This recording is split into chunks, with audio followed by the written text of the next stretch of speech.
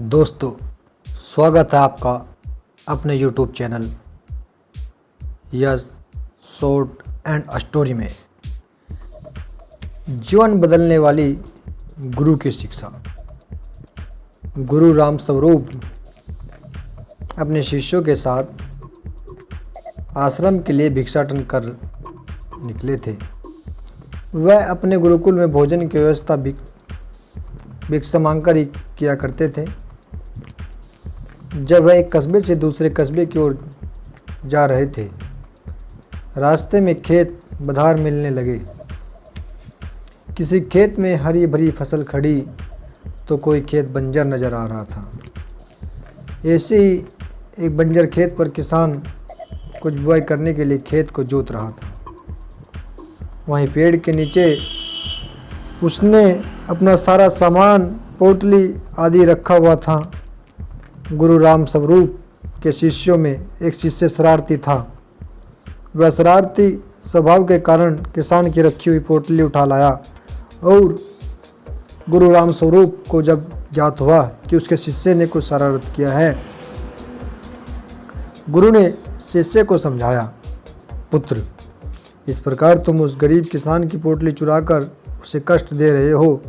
यह कार्य तुम्हें शोभा नहीं देता। तुम उस किसान को दुखी करके अपने ईश्वर को दुखी करोगे। तुम्हें जो पैसे भिक्षे में मिले हैं उसे ले जाकर उसी स्थान पर पोटली सहित रख दो और फिर किसान का भाव देखो। शिष्य ने ऐसा ही किया। वह पोटली और पोटली के नीचे भिक्षा में मिले हुए पैसे रख आता है। गरीब किसान काफ़ी दिनों से परेशान था। उसके घर में उसकी माता की तबीयत खराब थी। दवाई के लिए कुछ प्रबंध नहीं हो पा रहा था। जब किसान खेत का काम निपटा कर बैठा और उसने अपनी पोटली उठाकर देखी तो उसके नीचे कुछ पैसे थे। उसने इधर उधर देखा किंतु कोई नज़र नहीं आया। किसान पैसे लेकर बहुत खुश हुआ और ऊपर दोनों हाथ करते हुए ईश्वर को धन्यवाद करता रहा। संभवतः उसकी माता के लिए दवाई का प्रबंध हो गया था। वह खुशी से आंसू बहाता और दोनों हाथ से पहुंचता जाता। यह सभी दृश्य गुरु राम स्वरूप और उनके शिष्य चुप कर देख रहे थे। कहानी से सीख, किसी भी व्यक्ति को दुखी करने के बजाय अगर सुख करने की कोशिश की जाए तो वह खुशियाँ दुगनी हो जाती हैं।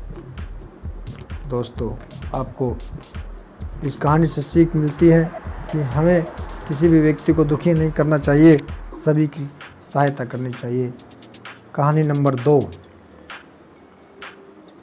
बहादुर लड़की। बिहार के पटना जिले के पोलीगंज गांव में एक बहुत ही प्यारी सी कन्या का जन्म हुआ। कन्या अत्यंत सुंदर थी। उसके माता पिता अथवा रिश्तेदारों ने जन्म पर खुशियां मनाई। घर में उत्सव जैसा माहौल था, लेकिन कुछ रिश्तेदारों ने कन्या के जन्म की बात सुनी तो आलोचना करने लगे। कन्या का नामकरण उसके रूप और सौंदर्य के आधार पर विदुषी रखा गया।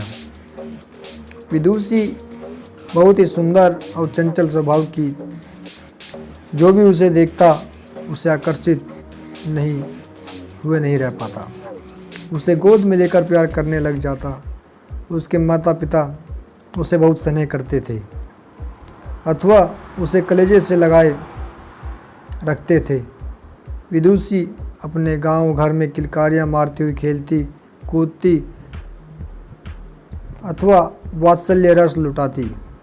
तोतली बोली में अनेक गीत गुनगुनाती पलती बढ़ती रही।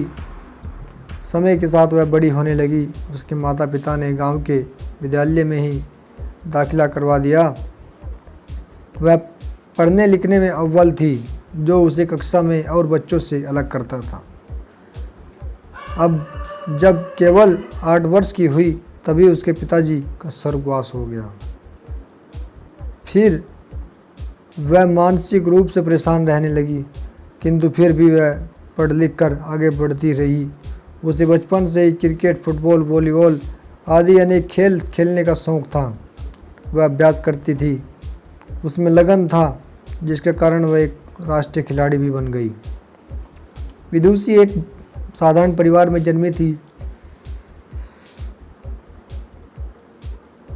धन के अभाव से उसने हार नहीं मानी। उसने कॉलेज से लॉ या वकालत की परीक्षा भी पास कर ली। विदुषी की ज़िंदगी में एक मोड़ ऐसा आया कि जब वह एक परीक्षा देने के लिए ट्रेन से जा रही थी, रास्ते में असामाजिक तत्वों ने ट्रेन पर हमला कर दिया। विदुषी ने जब इसका पुरजोर विरोध किया तो डाकुओं ने उसे ट्रेन से नीचे धकेल दिया। इस करते से उसका एक पैर ट्रेन की चपेट में आकर कट गया। उसके बावजूद विदुषी ने हिम्मत नहीं हारी और निरंतर आगे बढ़ती रही। विदुषी अपने भाग्य के भरोसे न रहकर पूरे जीवन में मेहनत करती रही। उसके अनेक इरादे ने एक दिन एवरेस्ट की चोटी भी लांघ दी। अपने देश भारत का झंडा एवरेस्ट की चोटी पर गर्व से लहराता हुआ विदुषी और उसके जज्बे को सलाम कर रहा था। तात्पर्य यह है कि जब आपने लगन और तपस्या की भावना रहती है तो आपके लिए कोई भी कार्य असंभव नहीं रहता, जैसा कि विदुषी के साथ हुआ। एक पैर न होने पर भी उसने एवरेस्ट की दुर्गम में चोटी पर चढ़ाई कर साबित कर दिया कि मेहनत और लगन के आगे एवरेस्ट की चोटी भी राई के पहाड़ जैसी हो सकती है। दोस्तों नमस्कार, आशा करता हूँ आप सभी को ये कहानियाँ पसंद आ रही होगी।